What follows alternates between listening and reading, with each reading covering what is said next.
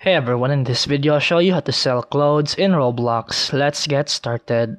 Before you can sell clothes, you must have Roblox Premium. Also make sure the clothing file, your shirt, pants, or t-shirt is already designed and saved on your computer. On your browser, go to roblox.com and click Create at the top. This brings you to the Creator dashboard. On the left side, click Creation and choose Shirts, pants, or t-shirts depending on what you want to upload.